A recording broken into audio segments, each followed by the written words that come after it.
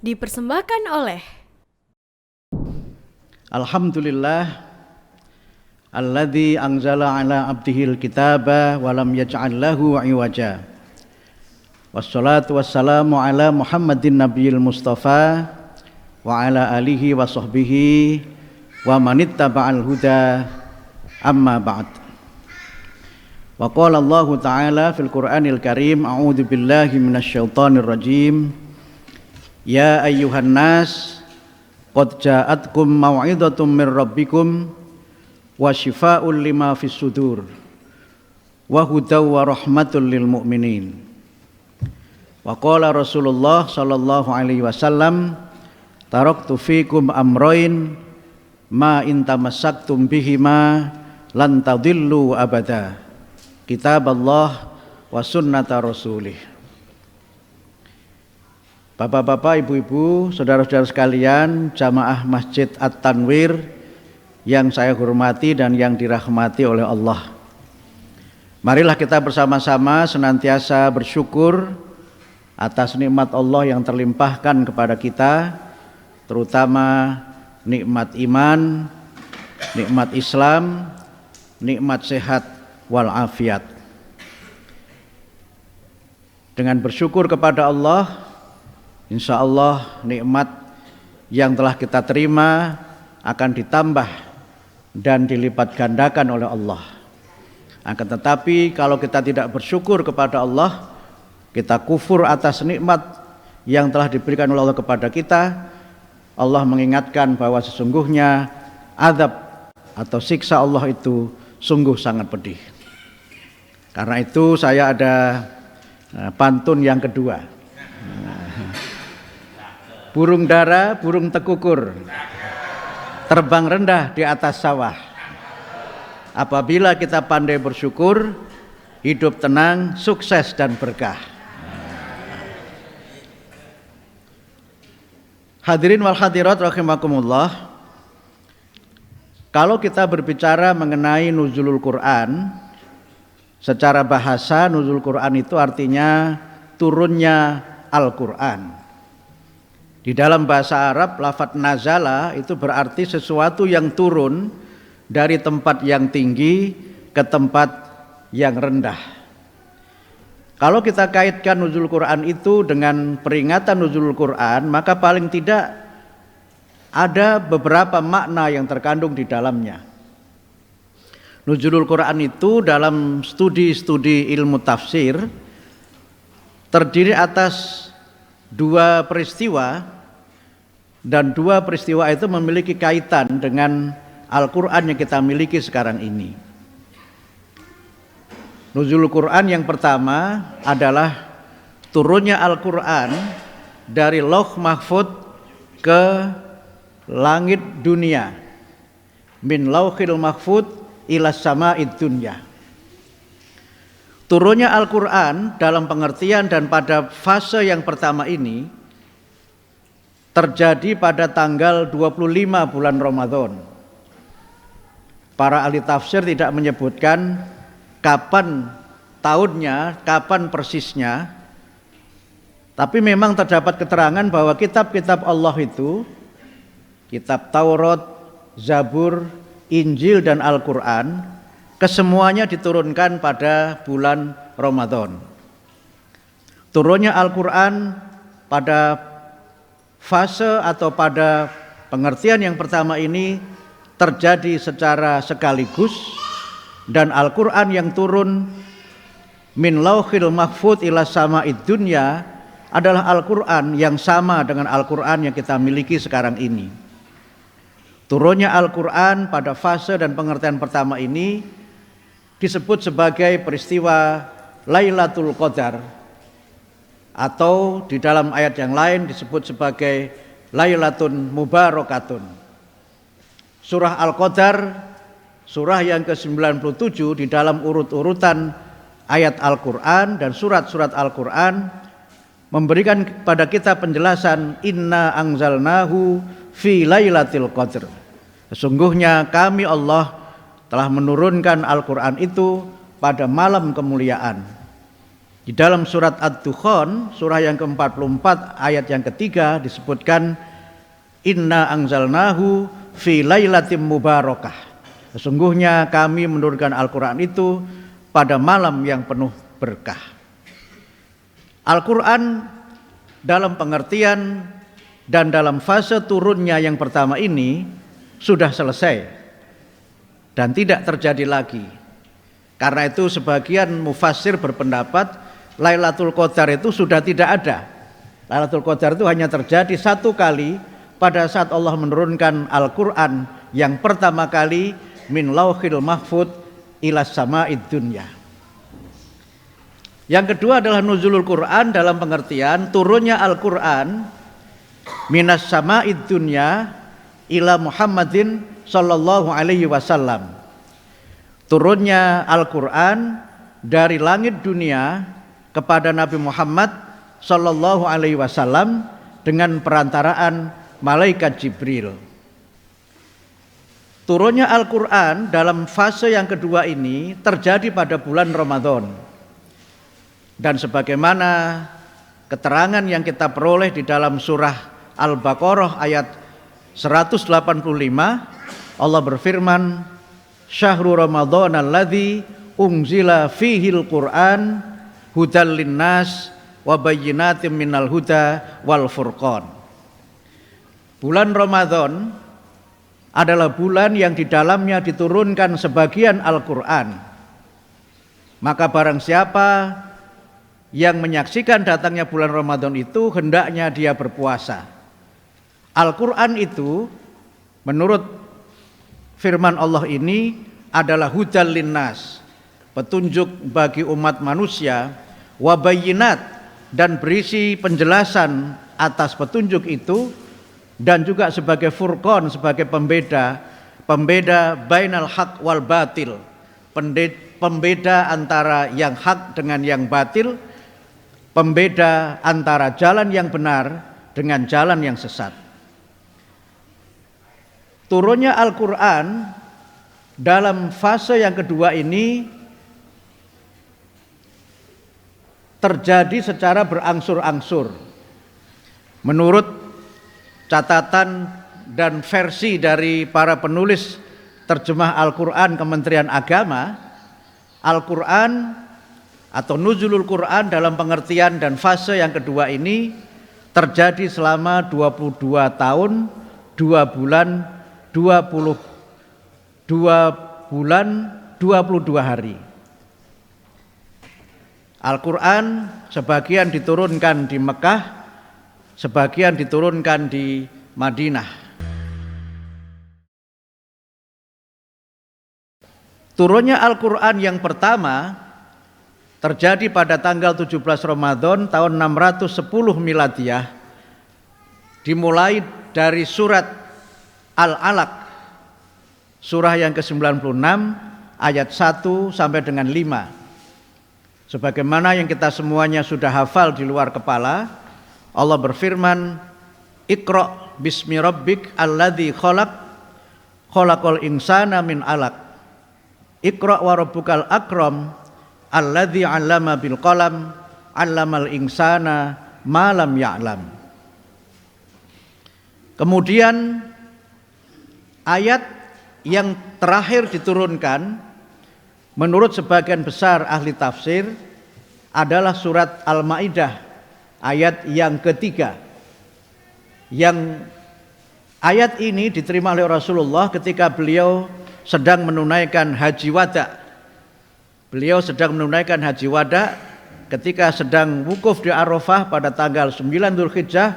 Allah menurunkan surat Al-Maidah 3 yang bagian tengahnya berbunyi al-yauma akmaltu lakum dinakum wa atmamtu alaikum ni'mati wa raditu lakumul islam madina. Pada hari ini aku menyempurnakan bagimu agamamu dan aku sempurnakan bagimu nikmatku atasmu dan aku ridho, aku rela Islam sebagai agamamu. Pendapat bahwa Al-Quran yang terakhir turun, ayat yang terakhir turun surat Al-Maidah ayat 3 itu adalah pendapat yang paling masyhur di kalangan para ulama, walaupun ada sebagian ulama yang berpendapat, misalnya Wahbah Zuhaili dalam tafsir Al-Munir menyebutkan bahwa ayat yang terakhir turun adalah surat Al-Baqarah ayat 281.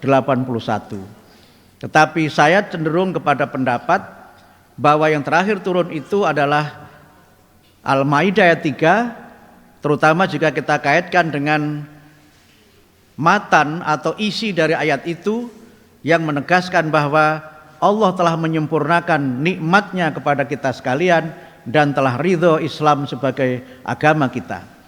Dan sejak itu kemudian Rasulullah selesai menunaikan ibadah haji, kembali daripada haji beliau sakit beberapa saat dan beliau wafat pada bulan Rabiul Awal. Dan ini menunjukkan bahwa kemungkinan besar melihat isi dari ayatnya yang terakhir turun adalah surat Al-Maidah ayat yang ketiga.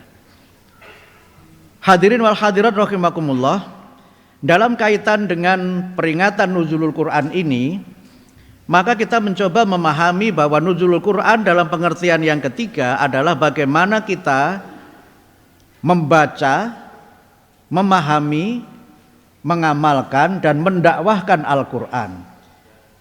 Kalau proses dan fase yang pertama dan kedua sudah selesai, Rasulullah Muhammad sudah wafat sehingga tidak ada lagi ayat Al-Quran yang turun, dan Al-Quran sudah tersusun lengkap dengan sistematika seperti yang kita punya sekarang ini.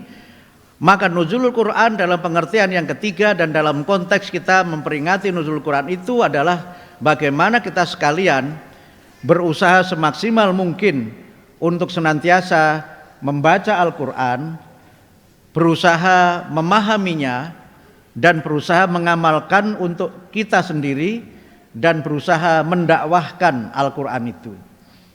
4 hal ini kalau kita mengikuti penjelasan dari Abdullah Yusuf Ali adalah proses yang dia sebut sebagai proses tilawatil Quran.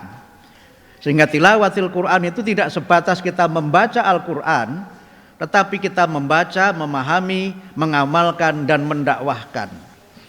Abdul Yusuf Ali berpendapat dengan menggunakan pendekatan makna dari lafadz tala yatlu tilawatan. Tala itu secara bahasa artinya mengikuti sesuatu dari jarak yang sedekat-dekatnya. To follow on, atau dalam bahasa kampung saya itu nguntit atau ngintil. Tapi nempelnya sedekat-dekatnya. Kalau istilah sepak bolanya itu nempel man to man, nah, gitu. Ditempel sedekat-dekatnya, jangan sampai lepas, diikuti sedekat-dekatnya. Karena itu maka dalam pengertian yang pertama, tilawatil Quran itu berarti kita membaca Al-Quran sebagaimana Jibril membacakan kepada Nabi Muhammad, dan Nabi Muhammad membacakan kepada para sahabat kepada para tabi'in kepada para tabi'in dan seterusnya sampai kepada kita sekarang ini. Periwayatan Al-Quran itu adalah periwayatan qaulan dalam bentuk kata-kata, bukan dalam bentuk tulisan. Al-Quran itu adalah wahyu yang didiktekan dengan bacaan yang detail. Dalam istilah bahasa Betawinya itu verbatim revelation. Jadi pembacaannya itu harus detail dan harus benar gitu. Dan itulah yang menjadi kekuatan dari Al-Quran itu. Sehingga tilawatil Quran dalam pengertian yang pertama adalah kita membaca Al-Quran dengan bacaan yang benar. Bacaan sebagaimana yang diajarkan oleh para guru kita. Dan berdasarkan ini para ulama berpendapat bahwa belajar Al-Quran itu harus ada gurunya, harus ada sanadnya. Belajar Al-Quran tidak boleh berguru kepada Ustadz Google.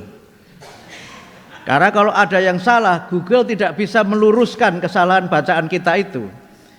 Sehingga harus ada gurunya, dan itu harus mutawatir.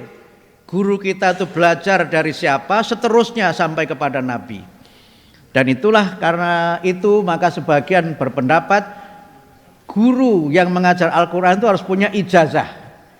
Ijazah itu bukan sertifikat, tapi ijazah itu adalah pengakuan atas ilmu yang dimiliki dan kewenangan mengajarkan ilmu yang dimiliki itu.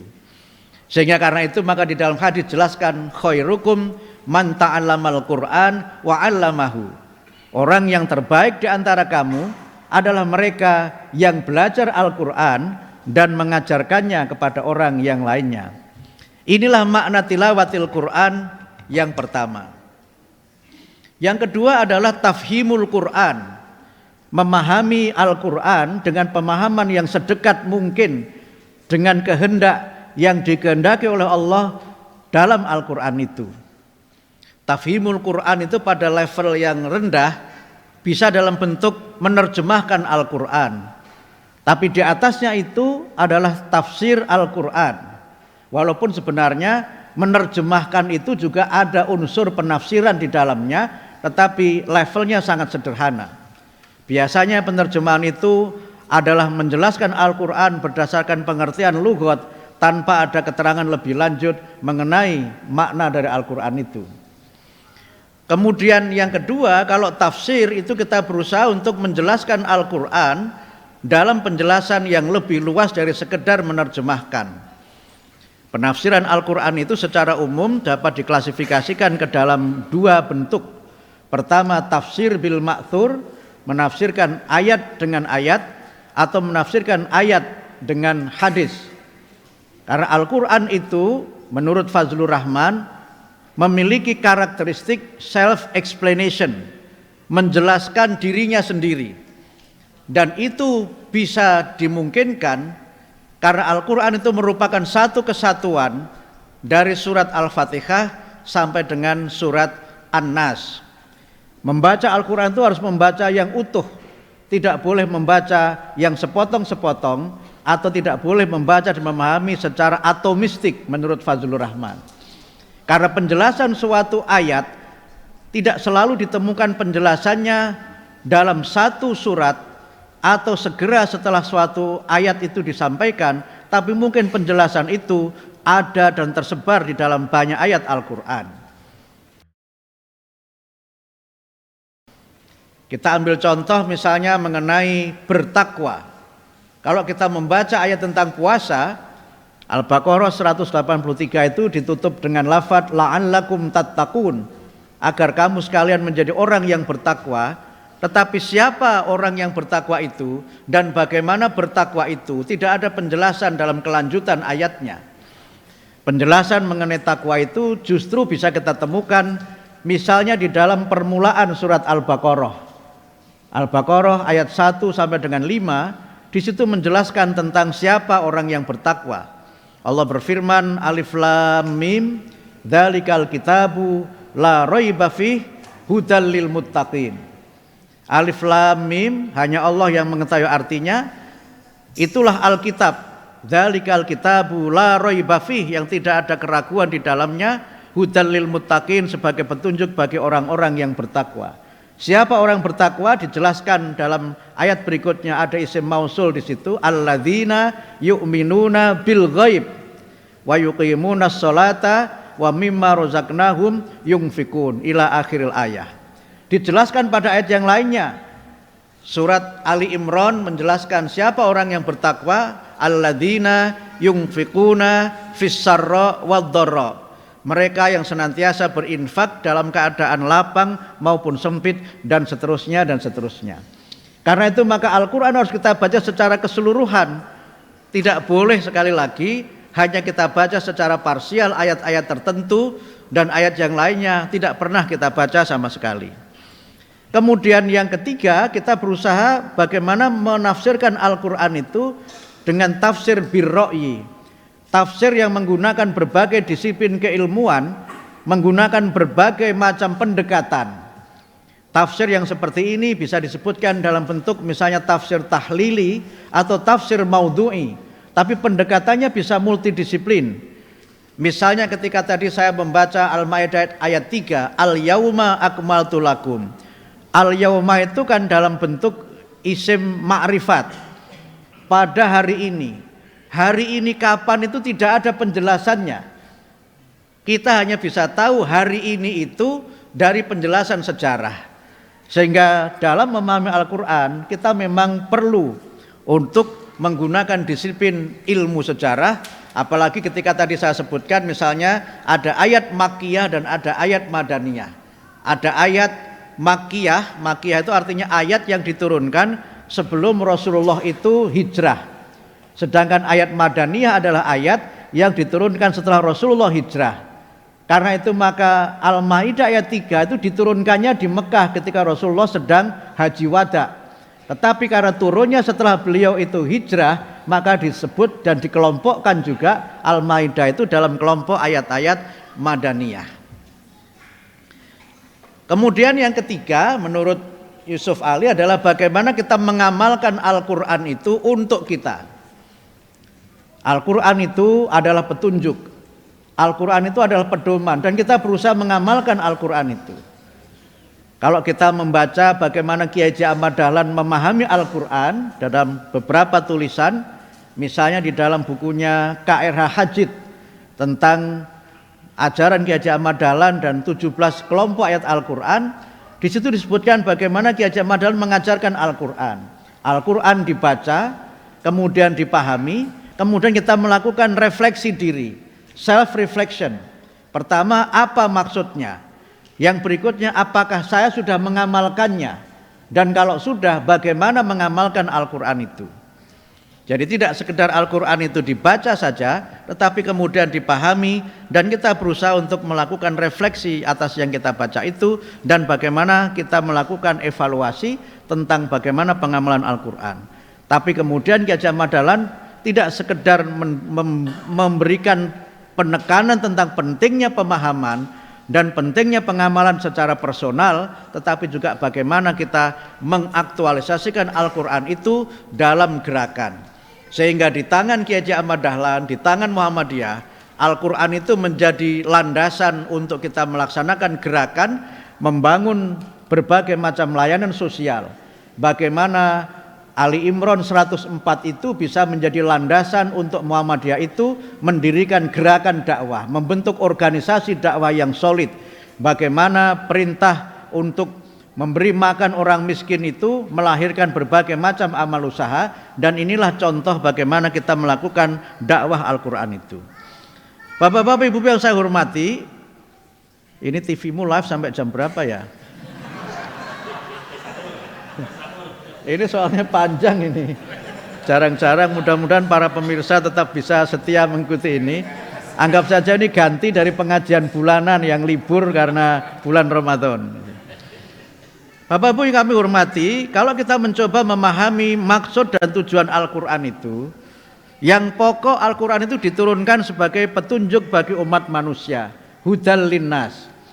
Akan tetapi kalau kita mengikuti pendapatnya Al-Qurtubi di dalam kitabnya At-Tidhkar fi Afdholil Adhkar, Qurtubi menyebut bahwa Quran itu memiliki 50 nama. Kalau kita ikuti As-Suyuti dalam Al-Itqan fi Ulumil Quran, Quran itu memiliki 65 nama. Nama-nama Al-Quran itu menunjukkan tujuan dan fungsi serta manfaat Al-Quran bagi mereka yang membacanya. Penamaan Al-Quran yang berbeda-beda itu semuanya berasal dari lafadz yang disebutkan di dalam Al-Quran. Kalau kita mencoba melakukan sedikit kajian tentang lafadz yang disebutkan itu, yang paling banyak adalah memang lafadz Al-Quran, yang dalam penelusuran saya sederhana, lafadz Al-Quran itu disebutkan sebanyak 58 kali. Kemudian yang kedua itu adalah lafadz Alkitab. Dan kemudian Alkitab ini yang paling banyak. Alkitab disebutkan sebanyak 230 kali. Kemudian yang berikutnya adalah Al-Furqan, itu disebutkan sebanyak 6 kali, dan Adz-Dzikr disebutkan sebanyak 52 kali. Masih banyak nama-nama lain dari Al-Quran. Misalnya kalau kita kaitkan dengan Al-Quran sebagai Adz-Dzikr, kita menemukan di dalam surah Al-Hijr, surah yang ke-15 ayat yang ke-9, Allah berfirman, Inna nahnu nazzalna dzikra wa inna lahu lahafidun. Sesungguhnya kami yang menurunkan Al-Quran itu, dan kemudian kamilah yang menjaga Al-Quran itu. Kemudian kita menemukan lagi di dalam surah Al-Qamar, Allah berfirman, walaqad yassarnal Qur'ana lidzikr fahal mim muddakir.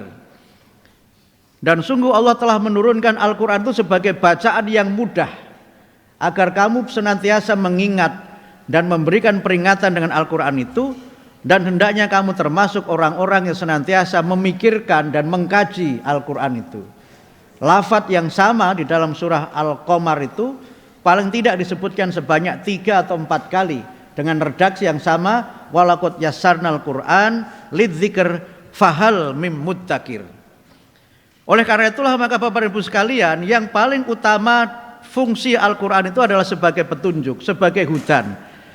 Lafadz al-huda disebutkan sebanyak 79 kali di dalam Al-Quran. Tapi selain nama-nama itu, Al-Quran juga disebut sebagai asy-syifa, Al-Quran disebut sebagai rahmah, dan Al-Quran juga disebut sebagai mau'idhah. Sebagaimana firman Allah dalam surah Yunus, surah yang ke-10 ayat 57 yang saya bacakan dalam muqaddimah tadi. Allah berfirman, ya ayyuhan nas qad ja'atkum mau'idhatum mir rabbikum. Wahai manusia, sungguh telah datang kepadamu nasihat dari Tuhanmu.